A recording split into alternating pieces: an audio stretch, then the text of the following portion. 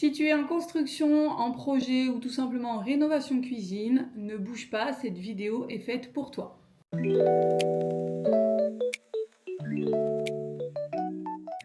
Bonjour à tous, j'espère que vous allez bien. Bon, aujourd'hui on va parler cuisine. Ça fait 4 ans maintenant qu'on est dans la maison, donc on a fait construire et qu'on a installé la cuisine. Donc je pense que c'est le bon moment pour vous donner un avis honnête entre ce qui a bien vieilli, ce qui a mal vieilli. On va vous faire un retour assez complet. Alors on a fait construire la maison en 2022, donc dans la foulée on a fait on a choisi la cuisine, on l'a installée nous-mêmes. Pourquoi cuisiner là? Qu'est-ce que j'attendais vraiment de cette cuisine au moment de l'achat? Alors au moment de l'achat, on voulait quelque chose d'assez robuste, qui tient dans le temps. On voulait une cuisine surtout prémontée pour éviter de se prendre la tête à monter tous les caissons, etc. Et on voulait quand même un minimum de choix dans les matériaux. On a eu une précédente cuisine dans notre appartement. On avait fait et refaire, ça s'était très bien passé. 2 ans, la cuisine n'avait pas bougé. Donc on a réitéré l'expérience. Alors qu'est-ce qui résiste le mieux au quotidien? Bon, honnêtement, après 3 ans d'utilisation quotidienne, il y a quand même pas mal de choses qui tiennent dans le temps. Je dirais que ce qui n'a pas bougé, les plans de travail. On a pris du stratifié parce que ça résiste à la chaleur, que c'est durable dans le temps. Enfin voilà, on a pris du stratifié, puis question de coût aussi, c'était relativement plus raisonnable. Donc stratifié, on en est très content, ça ne bouge pas, on pose des plats chauds, ça prend des fois ça prend des coups, mais ça bouge pas. Honnêtement, très contente du stratifié. À refaire. Les tiroirs, ça ne bouge pas non plus. Pas de problème de tiroirs qui s'affaissent. On sent bien que les coulisses, c'est fluide. C'est vraiment de la bonne qualité. Alors, il faut savoir que c'est du Blum et ils mettent des charnières et des coulisses de qualité. Ensuite, pareil, on a le meuble haut. On a un système de gaz qui, pareil, est de la marque Blum. Avec une porte relevable, il ne bouge pas, il ne s'affaisse pas. Le compas, sont toujours fluides. Les façades de cuisine n'ont pas bougé. Elles se nettoient facilement. Globalement, j'ai pas la sensation d'avoir une cuisine fragile. Alors, qu'est-ce que je n'avais pas anticipé et qui me gêne aujourd'hui? Alors, les caissons blancs. On voit que les caissons sont faits en mélaminé et que au moindre poc, la peinture, le revêtement s'en va. Donc bon, je pense que s'il y avait eu des caissons en aspect bois ou peut-être en une autre couleur, ça serait peut-être moins visible. Après, tout dépend de la couleur de la cuisine aussi.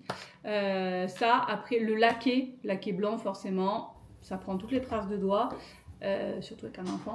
Le fait d'avoir plusieurs portes à côté, on peut voir les petits...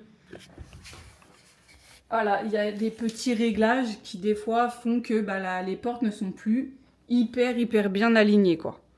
Et aussi la poussière. On voit toute la poussière. Le blanc c'est bien, mais bon, ça c'est pas histoire de qualité, mais voilà.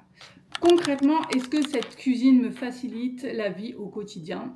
Alors la circulation de la cuisine, elle est simple.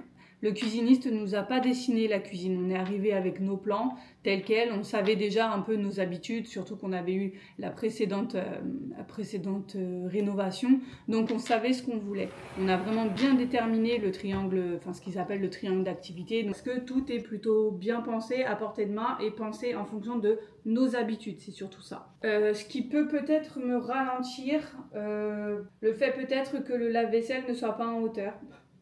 Parce que ça me pète en deux. S'il y avait un placard que je ne referais pas, c'est celui-ci. Parce qu'en fait, on a pris une porte avec des tiroirs à l'anglaise. Et en fait, ça tape tout le temps. Si on ne fait pas attention, ça tape. Le rangement le moins pratique de la cuisine. Après, ça reste minime, mais voilà, il faut savoir que les tiroirs à l'anglaise, si on ne fait pas attention, surtout avec un enfant, on en parle juste après, c'est galère. Donc ça nous amène à la question, qu'est-ce qui a changé dans cette cuisine depuis qu'on a un enfant? Eh bien, quelques galères, parce qu'on a pensé la cuisine quand on n'avait pas d'enfant, mais forcément, ça change un peu les choses. Côté sécurité, alors, un choix que je referais, mais il faut le savoir, ce sont les gorges. Le problème, c'est qu'on ne peut pas mettre de système de sécurité pour les enfants. C'est pas possible, on a essayé plein de choses. Ce n'est pas possible parce que la gorge n'a, en fait, ne permet pas de mettre un support ou quoi que ce soit qui permettrait d'accrocher quelque chose et d'aimanter ou de bloquer ou quoi. Donc c'est galère. Ça, faut le savoir quand on met un système de gorge. Dès qu'il y a un enfant, ça va être galère. L'organisation, on a choisi de mettre les épices, les assiettes d'un côté, de l'autre côté des plats, des casseroles et les poêles, donc de part et d'autre de chaque côté de la plaque, et au milieu tout ce qui est ustensiles, couverts, et en dessous d'autres plats. Le problème, c'est que les couverts à portée de main, sans pouvoir verrouiller les tiroirs, c'est galère, surtout quand c'est les couteaux, les fourchettes, enfin très compliqué. Donc surveillance plus, puisque aucun moyen de pouvoir sécuriser. Donc ça, on n'a pas forcément pu adapter vraiment la cuisine pour sécuriser, mis à part de lui expliquer, d'être très vigilant, étant donné que c'est une pièce ouverte. On a toujours quand même un œil sur la petite, et puis au bout d'un moment, à force de répéter, elle comprend que il y a tel ou tel tiroir où il ne faut pas aller. On lui octroie quand même un meuble où elle a le droit. D'ailleurs, celui que je n'aime pas forcément là-bas, ce sont ses biberons, ses contenants, tout ça. Donc bon, on lui laisse carte blanche sur ce meuble-là, si elle a envie de tout mettre par terre. Voilà, on lui autorise celui-ci pour éviter de tout lui interdire dans la maison, parce que sinon on s'en sort pas. C'est tout ce qu'on a pu adapter dans la cuisine. Alors, avec le recul, est-ce que ça valait le coup? Je suis plutôt satisfaite parce que, je pense que dans chaque cuisine, en fonction du budget qu'on peut lui octroyer, on aimerait en avoir pour notre argent. Bien sûr, on n'a pas pris quelque chose de très haut de gamme, mais un milieu de gamme, c'est très bien. Ça fait le job. Pour être transparente, la cuisine nous a coûté, il me semble, un petit peu moins de 8 000 € sans électro. Donc ça reste quand même un coût, faut se l'avouer, mais c'est quand même une cuisine prémontée. C'est robuste, ça tient dans le temps. On verra dans 10 ans. Si vous voulez du plus haut de gamme, je pense qu'il faudra pas forcément prendre de cuisiner là. La seule chose, c'est que je ne prends jamais l'électroménager chez les cuisinistes parce que ça ne vaut pas le coup du tout.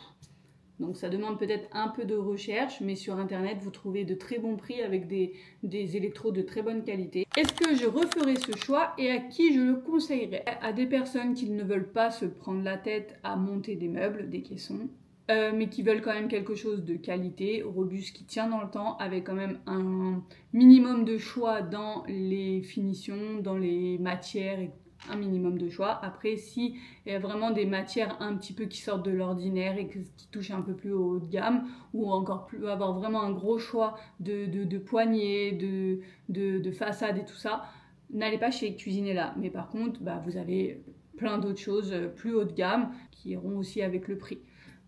Voilà, on arrive à la fin de cette vidéo. J'espère que ça a pu vous aider dans vos choix si vous hésitez ou si vous voulez vous lancer dans votre prochain projet cuisine.